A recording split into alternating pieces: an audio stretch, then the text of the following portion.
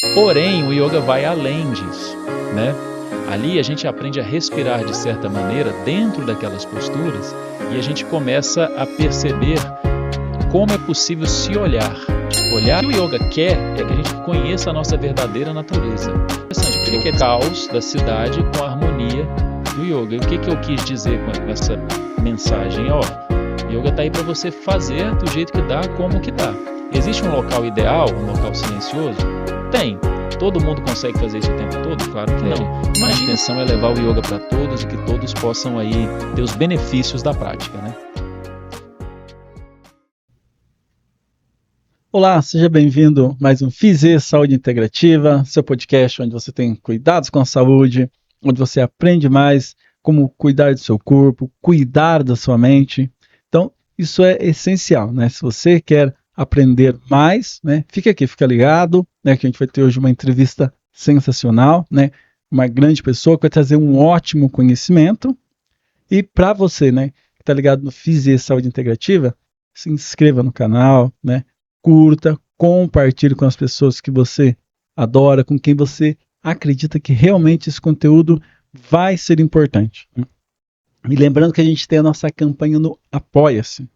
O Apoia-se, o foco dele é trazer mais profissionais, né, onde a gente possa também espalhar um pouco mais sobre a questão da saúde integrativa, do ser humano como um todo, né? Como que as pessoas podem cuidar. Então, quanto mais a gente consegue levar essa informação para um número maior de pessoas, né, a gente consegue ter uma sociedade ainda melhor, né? Pessoas que conseguem cuidar muito mais de si.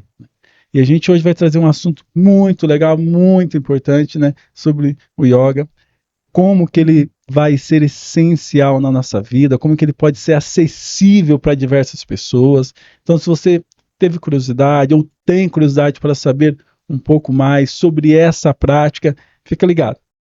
Então, vou apresentar para vocês hoje uma pessoa fantástica, né, que tem tudo aí para contribuir com a gente, que é o Ciro. Tudo bem, Ciro? Seja bem-vindo ao Physê. Sinta-se em casa, né? Muito obrigado, agradeço o convite aí de todos. Estamos aí para falar um pouquinho de yoga, falar um pouquinho de Vedanta também, como a gente pode levar esse bem-estar e esse conhecimento para todos. Ah, que bacana.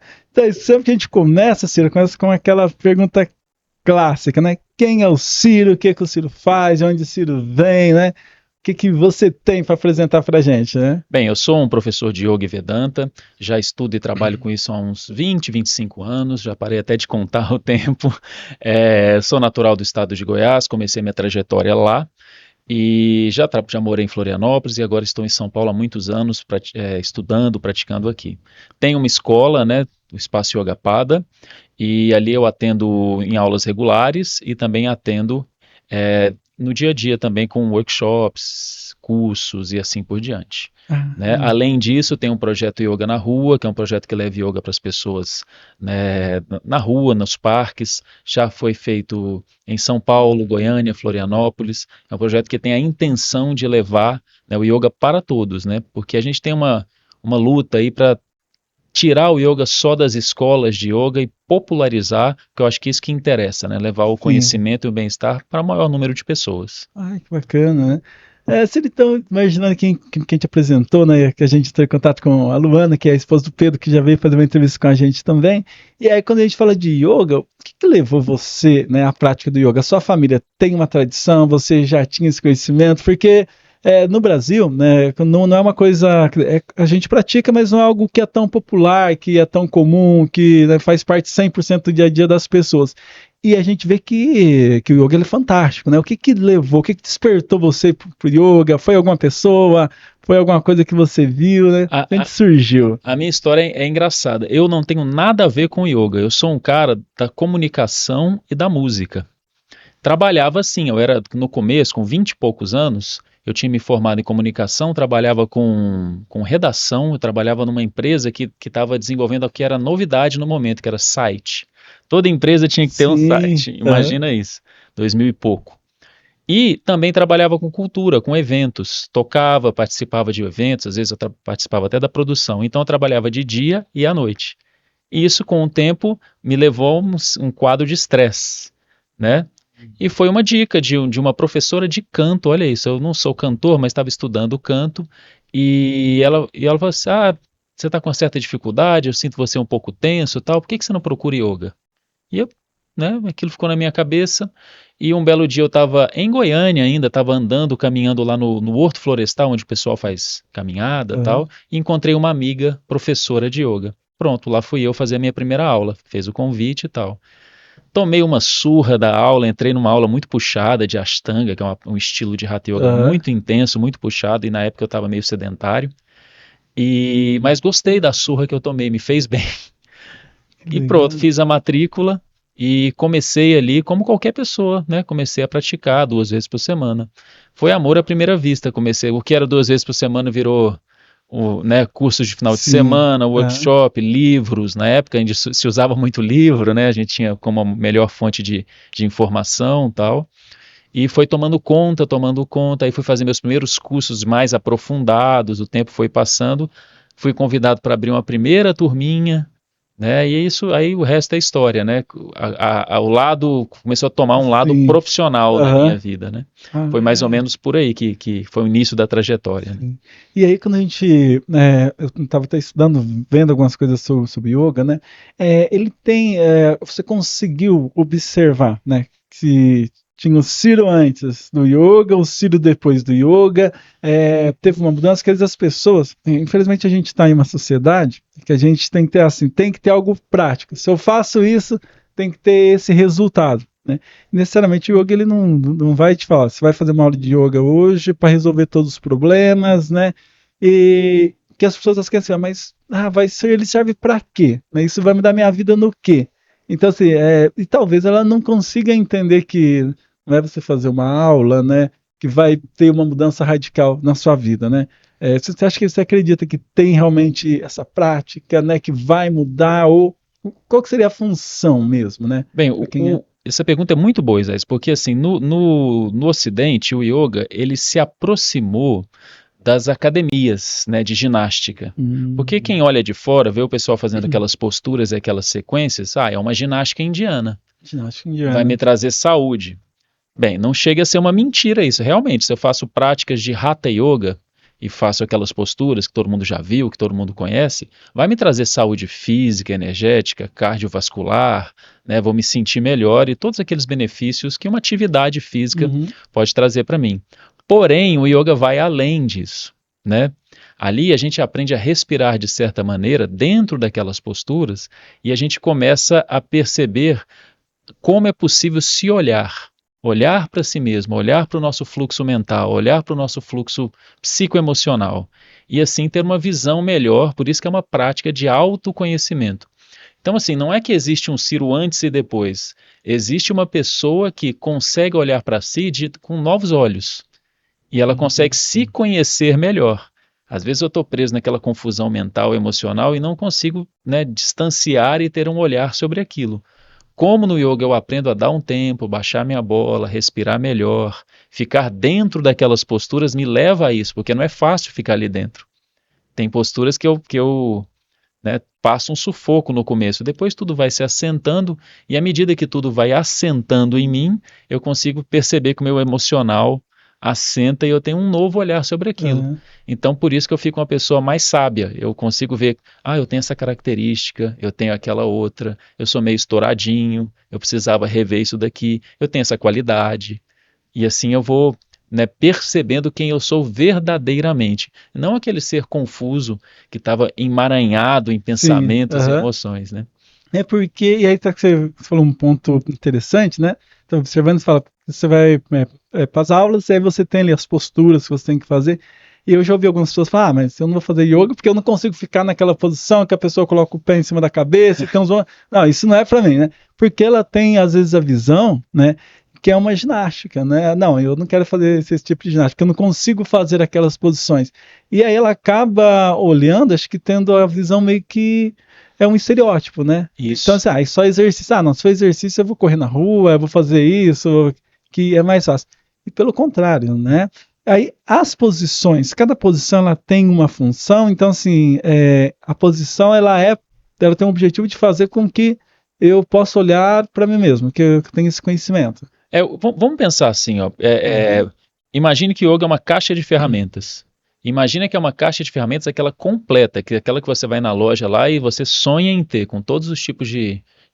de chaves que você pode ter. As posturas, os asanas, são um tipo de ferramenta. Tanto que, ó, essa curiosidade é interessante. Já fizeram uma pesquisa lá na Índia, né? O yoga vem da Índia, que perguntaram para as pessoas comuns lá: você pratica yoga, pessoal? Sim. Sei lá, 70% das pessoas sim, pratica yoga está no meu dia a dia. Aí a segunda pergunta: você faz posturas, você faz asanas? Não. Né? Só caiu muito, caiu para 30%, né, dos entrevistados. O que que isso quer dizer? Na cabeça do indiano, yoga não é necessariamente as posturas. Isso é interessantíssimo Isso. esclarecer. Porque assim, para cá veio o Hatha Yoga, é um estilo de yoga, que é esse yoga que usa o corpo como meio, como caminho, para eu conseguir fazer tudo isso que eu acabei de falar, né? Mas eu posso usar apenas meditação, eu posso usar mantras, eu posso usar várias ferramentas diferentes, até servir o próximo. Esse é o Karma Yoga. Eu sou um yoga, eu faço Karma Yoga. O que eu faço? Eu ajudo o outro. Isso me ajuda a me auto-perceber como eu estou lidando com as pessoas mais necessitadas que eu. Então, originalmente na Índia existem 6 estilos maiores de yoga, né?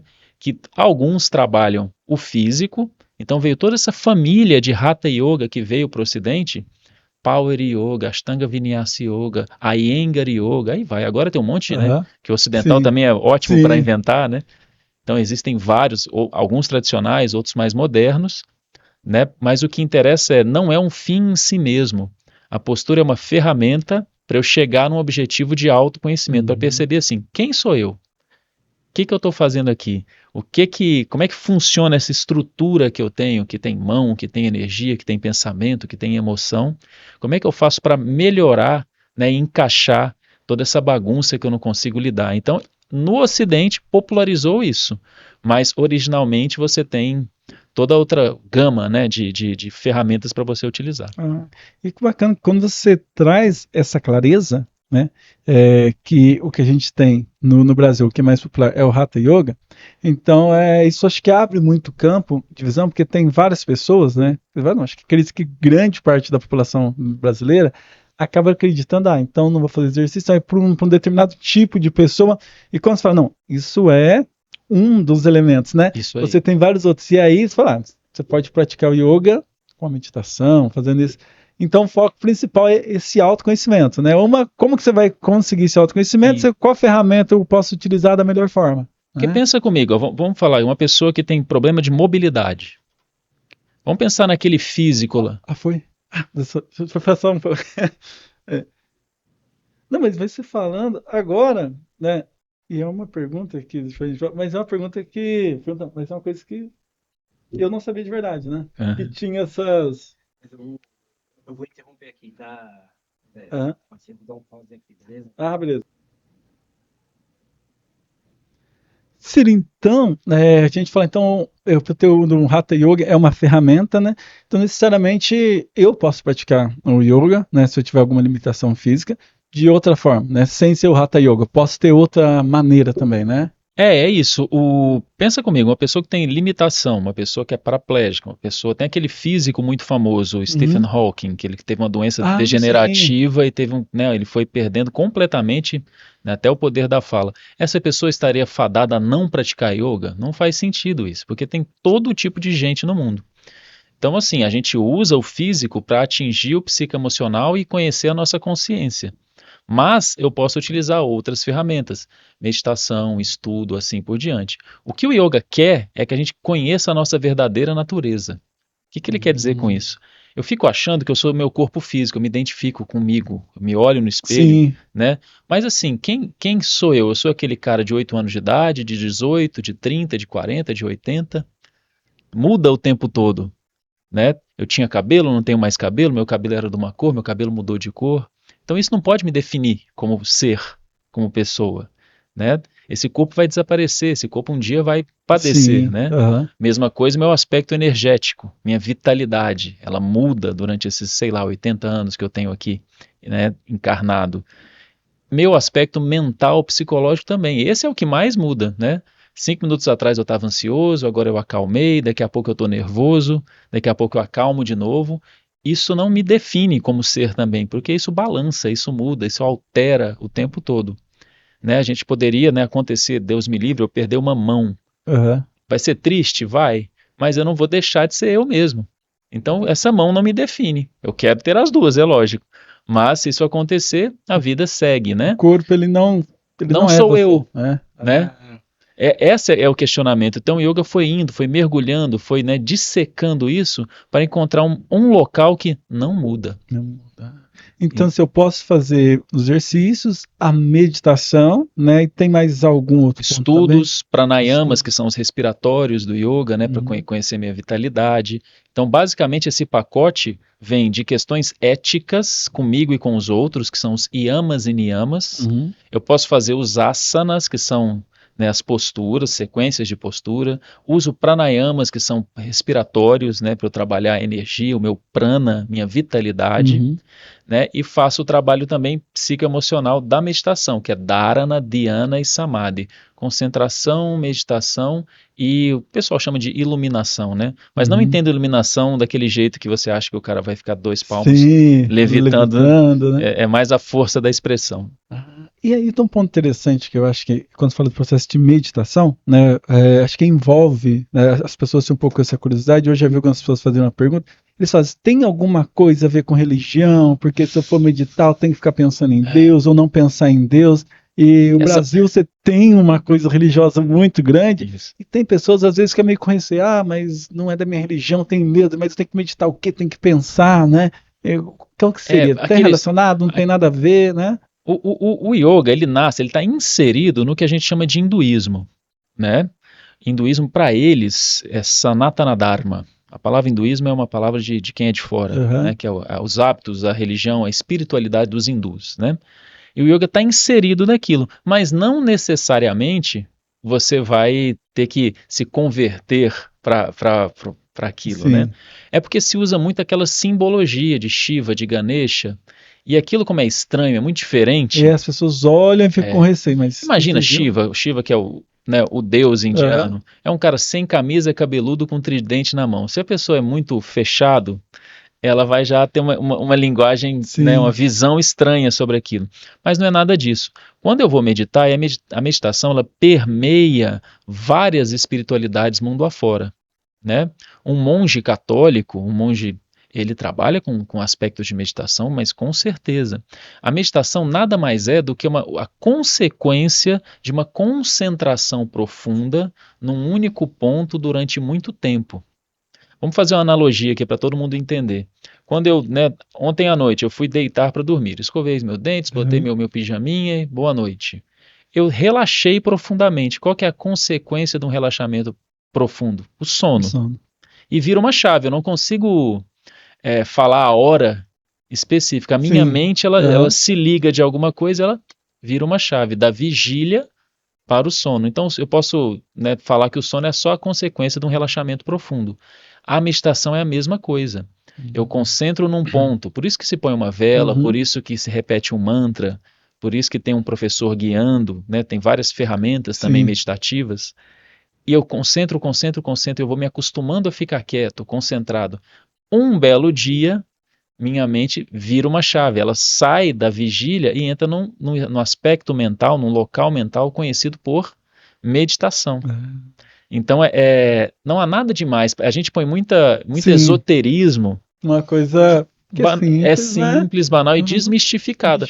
Porém, está mergulhado, né? Sim. Naquela imagética do hinduísmo, do budismo e assim por diante. E não é uma bobagem isso, porque a gente fica perdendo, o melhor da festa. Melhor da festa, né? E aí quando você fala de meditação, do aula para pré-adolescente, adolescente, de vez em quando agora não mais, mas eu lembro no início a gente fazia, né? Até me falava, vamos meditar.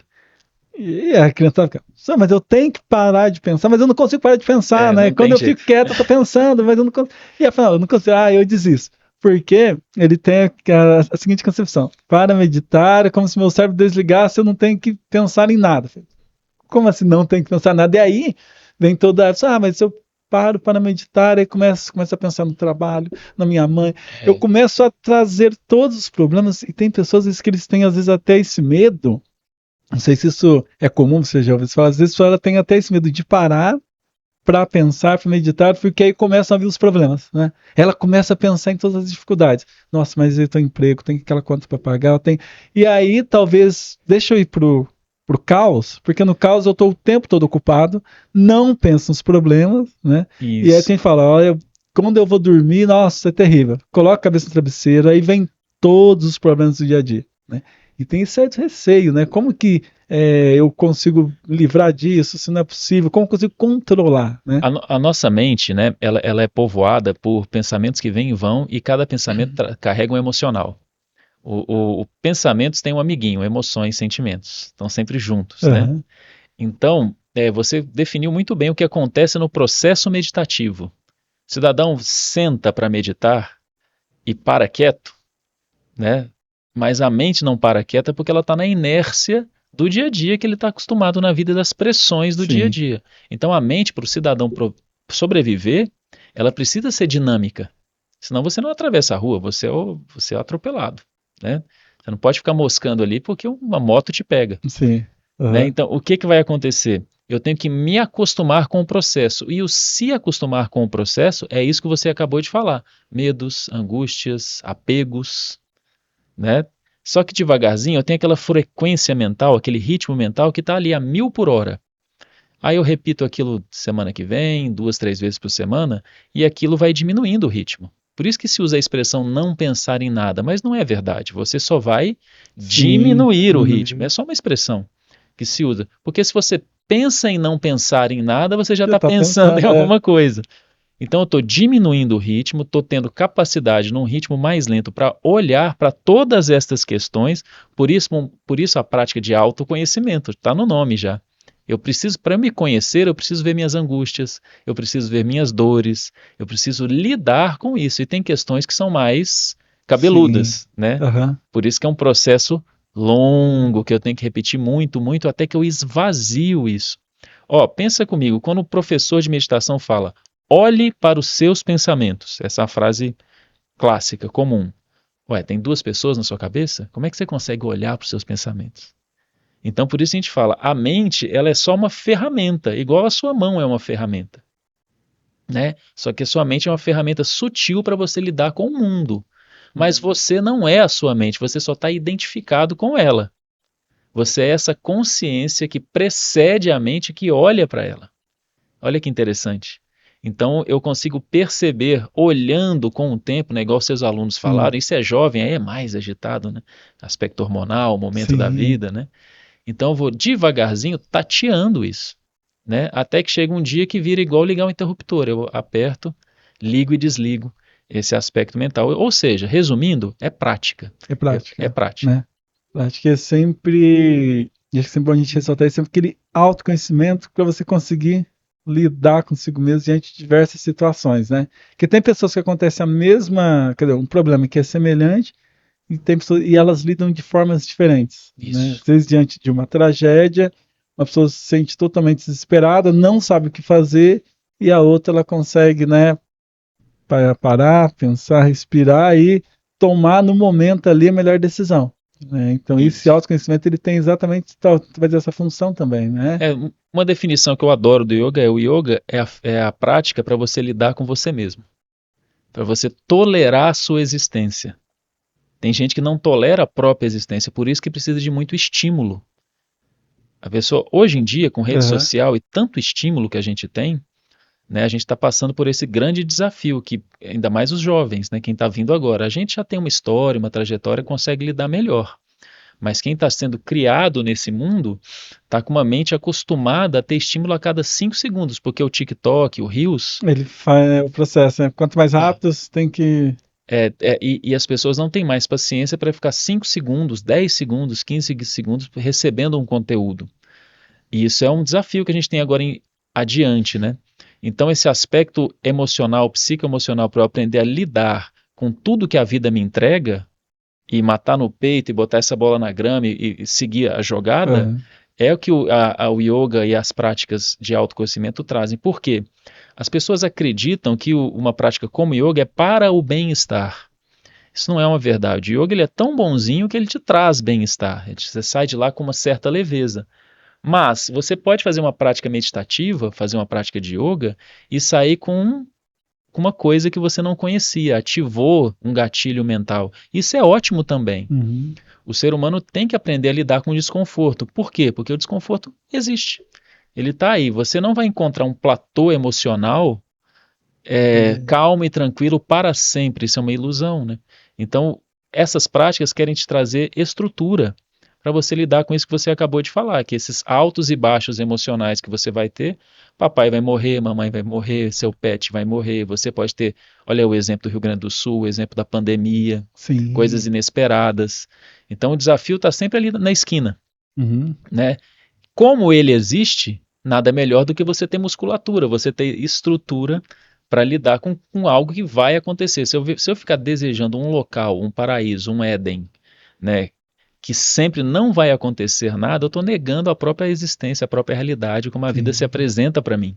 E Né? aí que tá, porque o ser humano, né, e eu digo mais do Ocidente, para nossa própria convivência, às vezes a gente fica nessa procura, quando você falou bem, do paraíso, né? Ou seja, quando acontecer alguma coisa, quando eu casar, eu vou ser feliz. Quando eu comprar um carro, vou ser feliz. Quando acontecer um evento, parece que a partir dali, né, e a pessoa casa, tudo ok, no próximo, na noite seguinte, já começa o problema, já começa alguma discussão, outra, porque talvez a gente fique nessa procura, um dia eu vou ser feliz, né? Vai ter o dia exato que eu vou ser sempre feliz. Não, se eu ganhasse na Mega Sena, né, ganhasse 10 milhões, 5 milhões, nossa, eu ia ser a pessoa mais feliz do mundo. Até parece que milionário não tem problema. Né? E aí o cara ganhou, ficou, e tá cheio de problema. E aí você vai ter pessoas que suicidam, que tem algumas tragédias. E aí você fica, e eu até comento com algumas pessoas, né, falo, olha,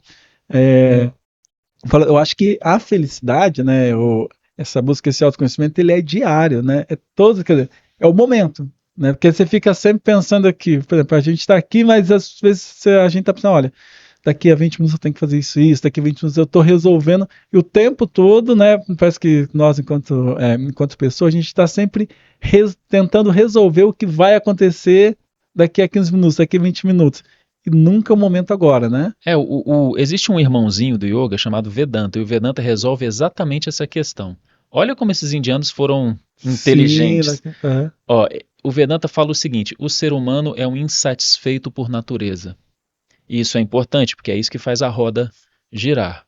Mas aonde reside o problema? Eu me identifico com este corpo, com esses pensamentos e com essas angústias que não param de vir para mim.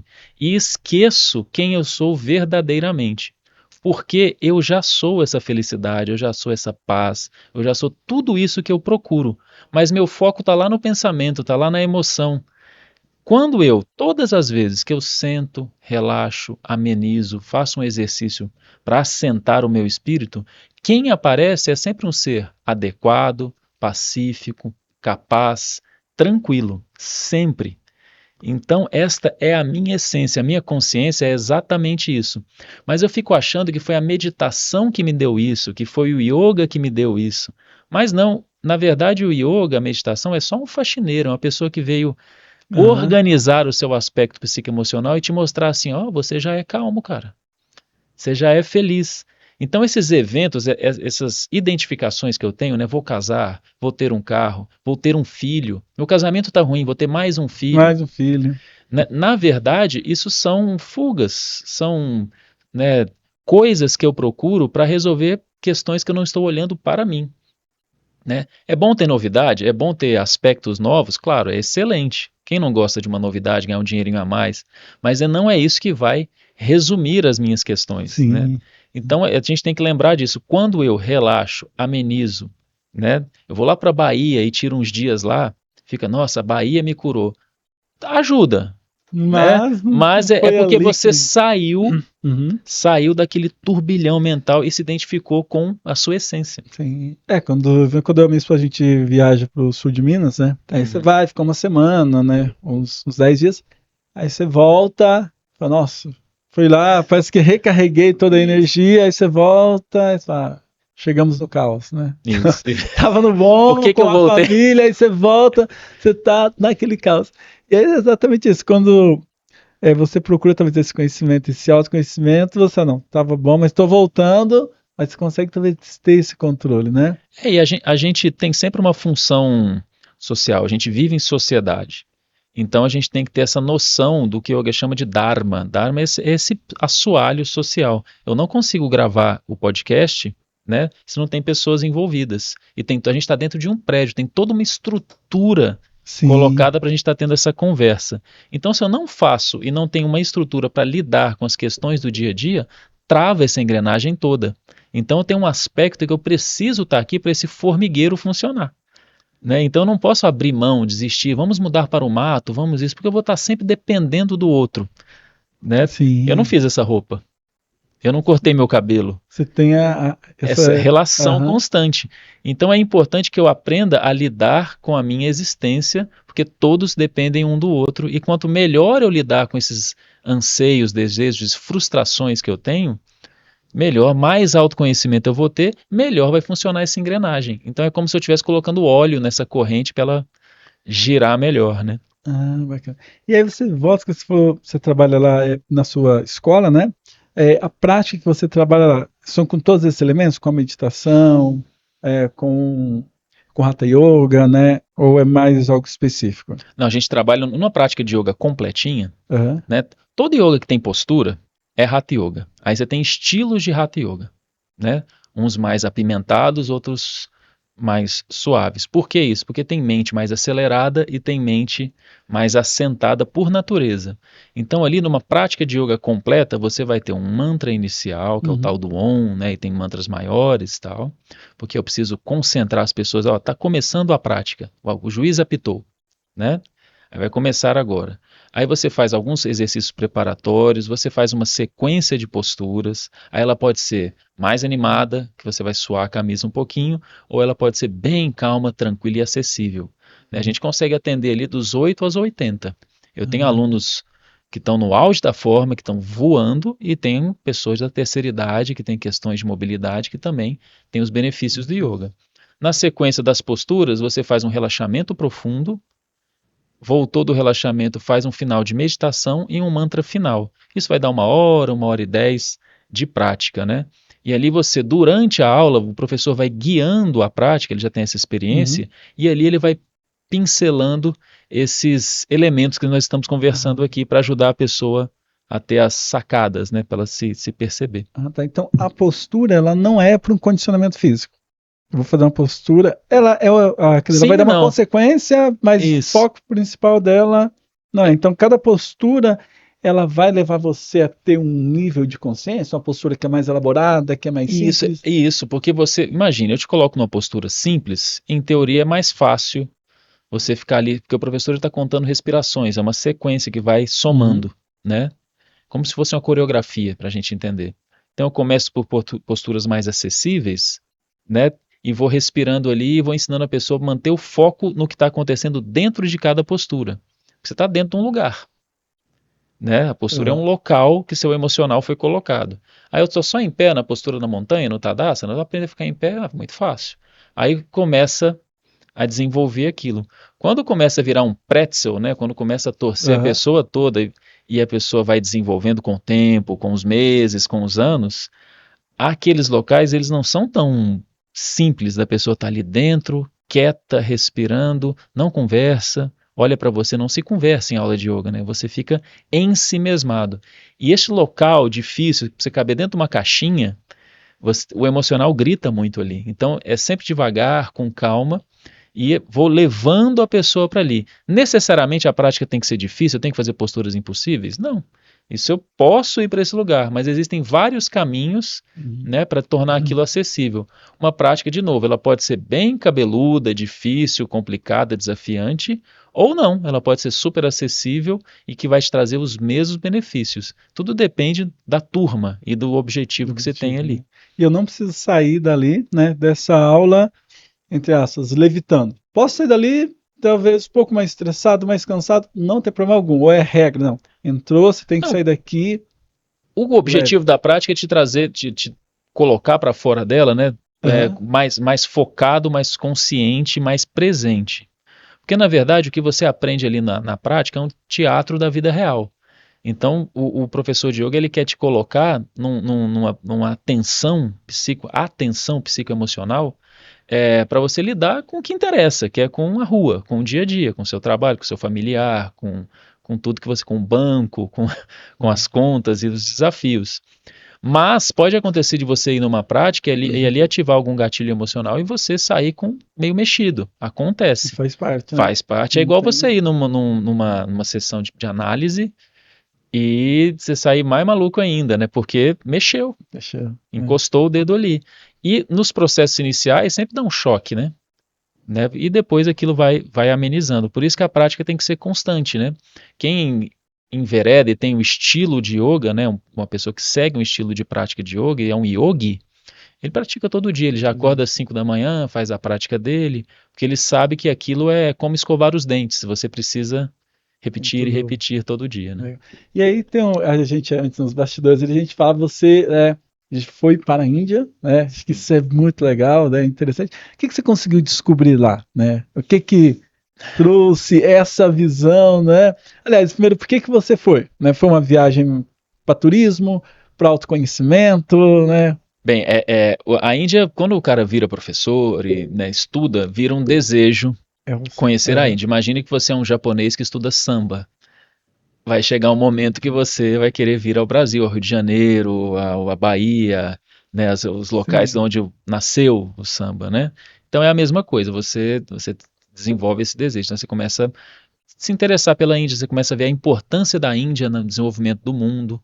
Pensa, o Pedro Álvares Cabral queria vir para o Brasil, ele não queria vir para o Brasil, né? Dizem que ele queria ir para a Índia, né? Então a Índia sempre foi um norte, porque ali teve as especiarias e tudo mais, e a Rota da Seda. Então a Índia realmente é um local diferenciado na história do mundo, né? Ela tem uma grande importância. Quando eu cheguei lá, foi muito interessante que alguns locais, como lá é tudo muito preservado, a história do povo não desapareceu.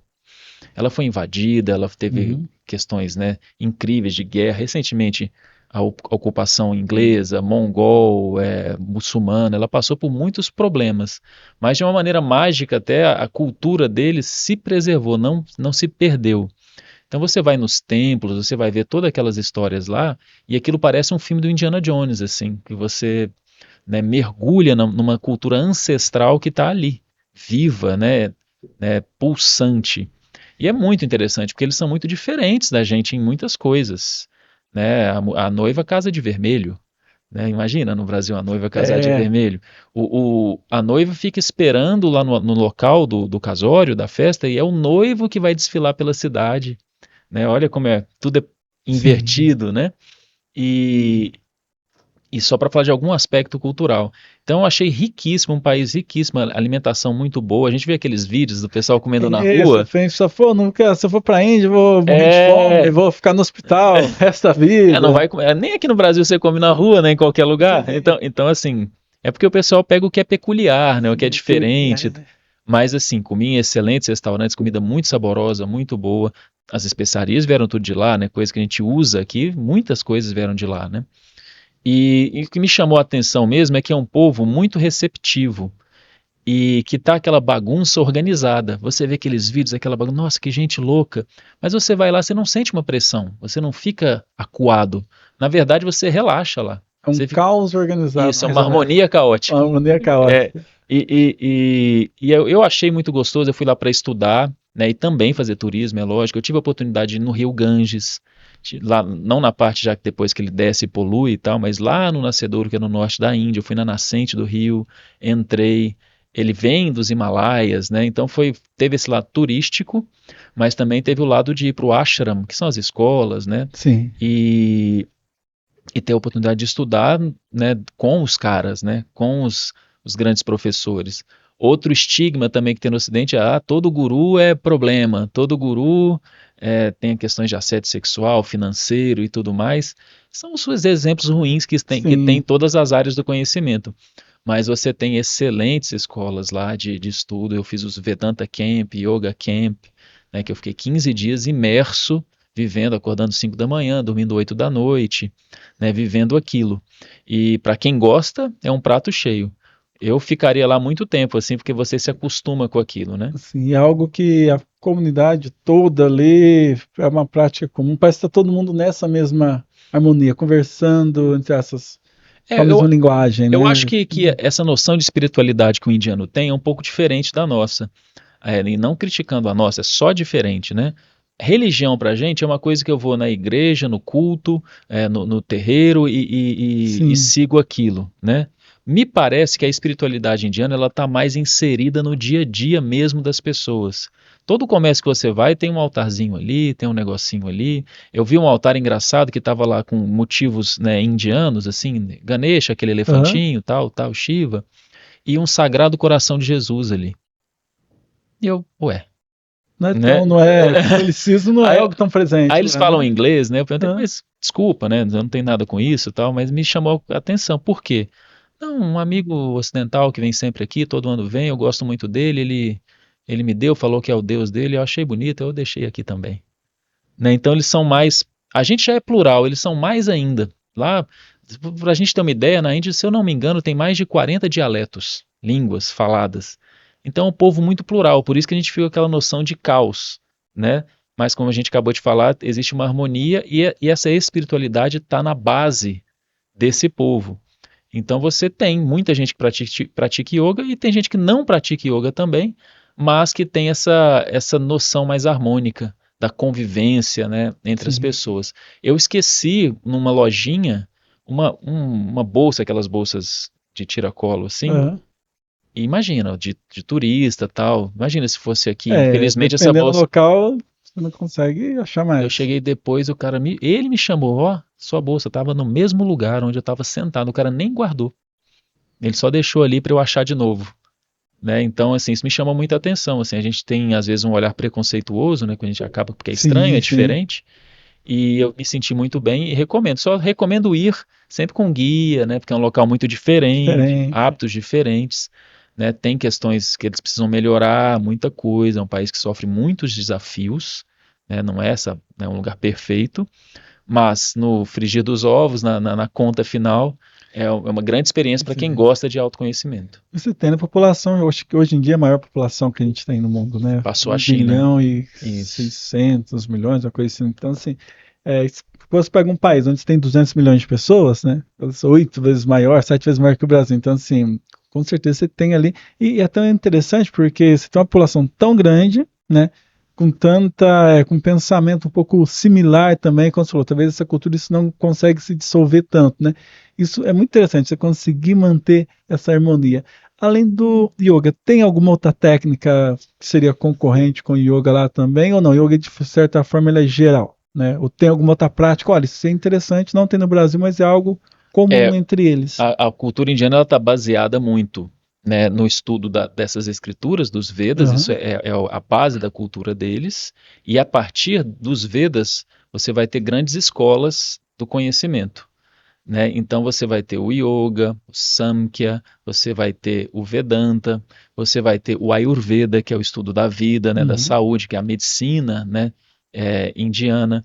As artes marciais nascem na Índia, olha que interessante, né? Quem leva as artes marciais tanto para a China e para o Japão, isso nasce muito na Índia.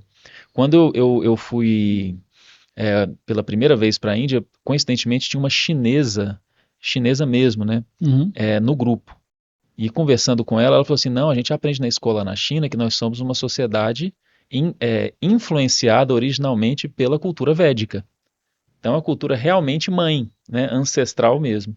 Então, lá a gente vê muito isso. A questão da culinária é muito presente, né, uma coisa muito rica, e a questão do autoconhecimento que se espalha pelo yoga. Yoga é um braço, mas você tem outros braços do conhecimento que está ali na Bhagavad Gita, no Yoga Sutra, em vários textos seminais, né, Aham. que trazem essa consciência. O indiano é um cara, originalmente, muito focado nessa questão. Quem sou eu? Para onde eu vou? Para que eu sirvo? Como é que funciona, né? É Sim. esse brinquedo que eu estou brincando, que eu estou jogando aqui. Ah, tá. Há alguma dessas práticas que você viu lá além do Brasil, além do yoga, né, que é utilizada aqui no Brasil também, não com tanta frequência, mas você já observou? O que eu observo aqui, que são ramos assim da cultura indiana que estão aqui presentes, fortemente atualmente é o yoga, disseminadíssimo, né?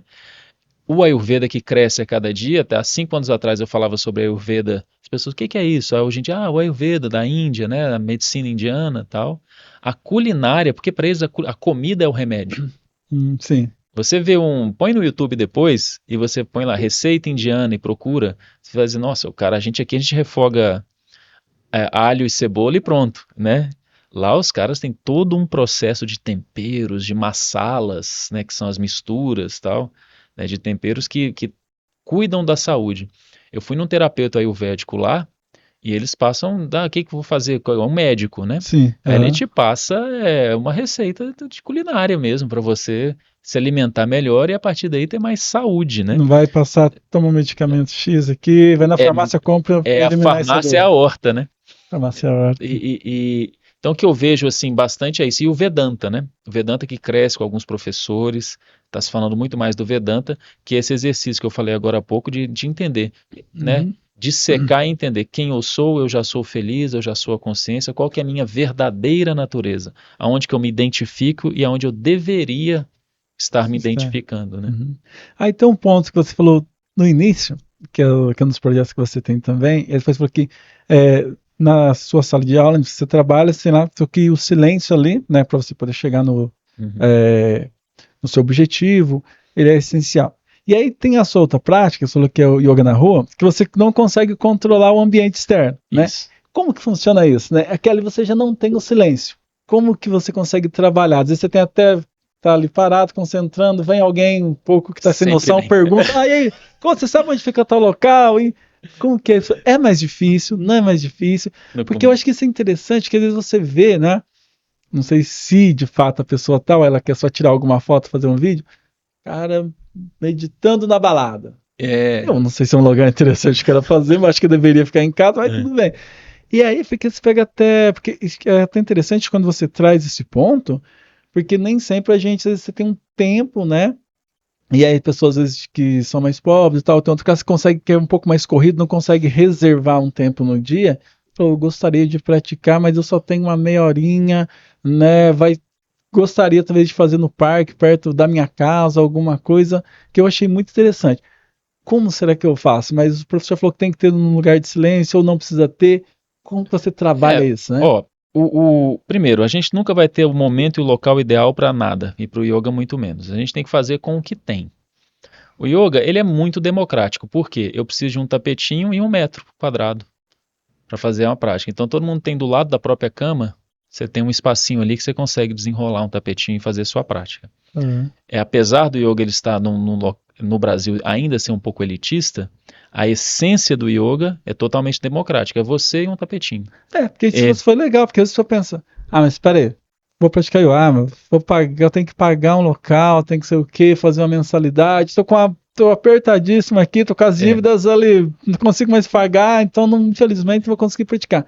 Quando você traz o tapetinho, o espaço, um tapetinho eu consigo. O tapetinho você vai lá no Centrão, R$50, você compra um tapetinho, você pode até usar um tapetinho ou outro, né? Isso não é lá muito difícil, então é um investimento mínimo. E o projeto Yoga na Rua, ele nasceu exatamente daí. Eu via isso há mais de 10 anos, eu via nas imagens do yoga, sempre uma pessoa linda e loira, praticando numa montanha, tal, nada contra, mas eu pensava, essa não é a realidade da maioria das pessoas, né?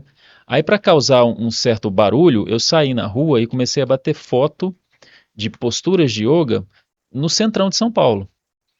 Então eu fui na Praça Roosevelt, eu fui na Paulista, eu fui no Baixa Augusta, saí por aí, com um amigo fotógrafo batendo. E ficou interessantíssimo. Você fazia as posturas. E a cidade atrás. Isso aí atrás. Né?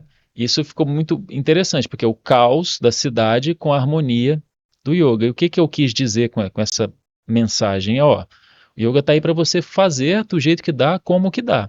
Existe um local ideal, um local silencioso? Tem. Todo mundo consegue fazer isso o tempo todo? Claro que não. Imagine um grande executivo que viaja o mundo e que sofre aquela pressão de reuniões e tem que falar inglês, espanhol, está aprendendo chinês, e esse cara quer praticar yoga, mas ele está sempre dentro de um avião, está sempre num hotel diferente. Então, assim, ele não tem esse local ideal, Sim. mas tá assim de executivo que leva o tapetinho 5 da manhã quando ele acorda, antes de tomar café no hotel, ele desenrola e tem um momento dele, cada vez um local de novo, né? Tem artista, tem músico que faz isso.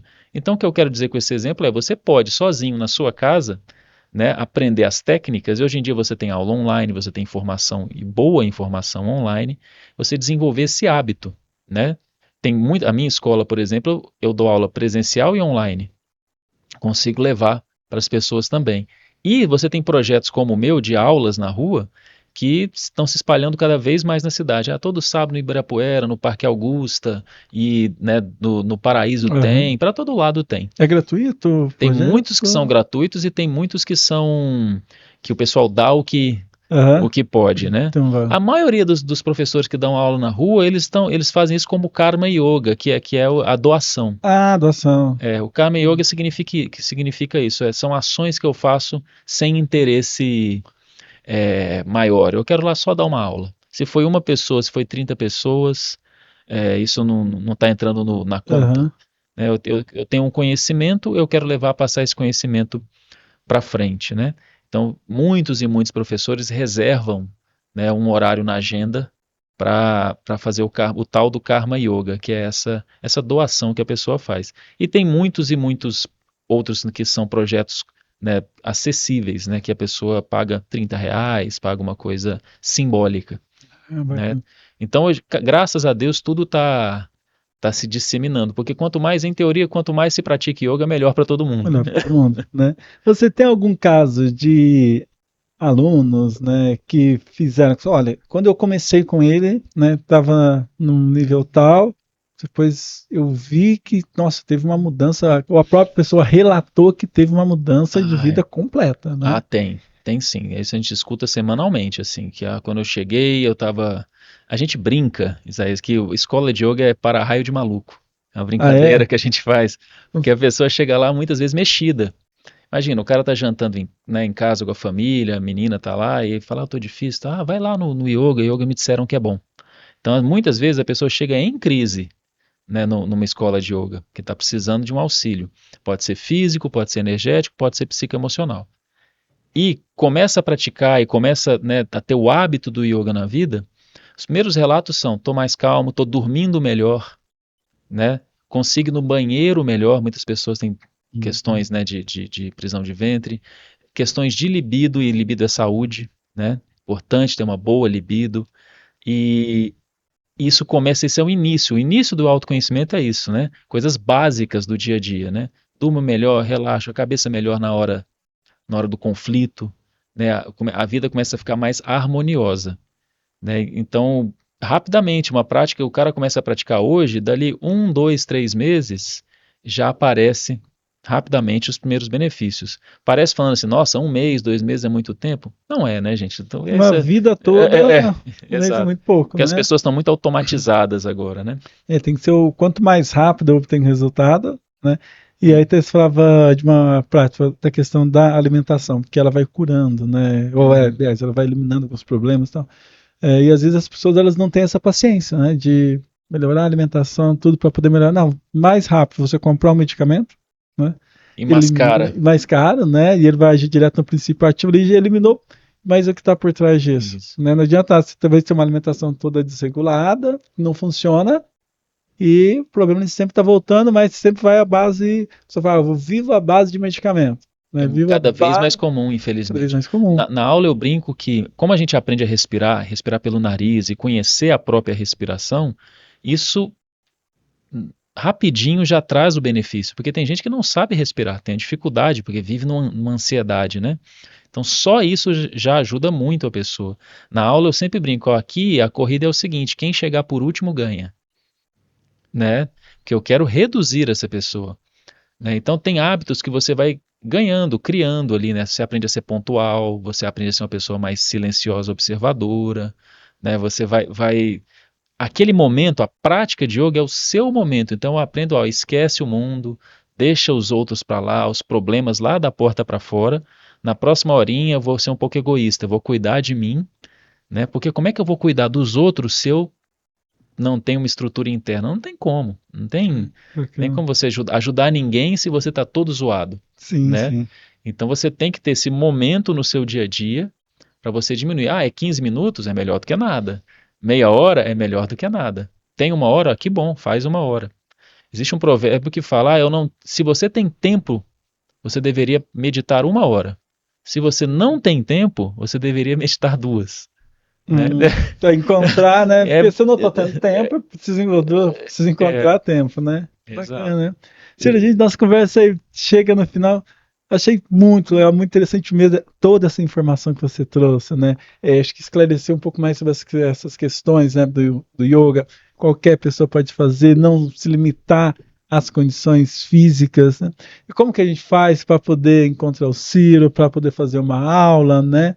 Fica à vontade, pode divulgar, pode olhar para a câmera ali. Olha, sinta aí, como que eu vou te encontrar, como que eu posso fazer uma aula com você, como que a comunidade, né, ela pode ter esse acesso. Gente, eu agradeço, né, o convite, né, para eu estar aqui, para falar um pouquinho de yoga para todo mundo. Para me encontrar é muito fácil, é @Ciro Castro nas redes, né, nas principais redes, Instagram, YouTube. Minha escola é o Espaço Yogapada e o Projeto Yoga na Rua. Entrou no @Ciro Castro, ali você vai ter conteúdos, né, dicas sobre postura, dicas sobre essa parte mais teórica, dicas sobre o autoconhecimento de forma dinâmica, gostosa e divertida, sem também pesar, né, sem ficar uma coisa muito séria. A minha intenção é levar o yoga para todos e que todos possam aí ter os benefícios da prática, né?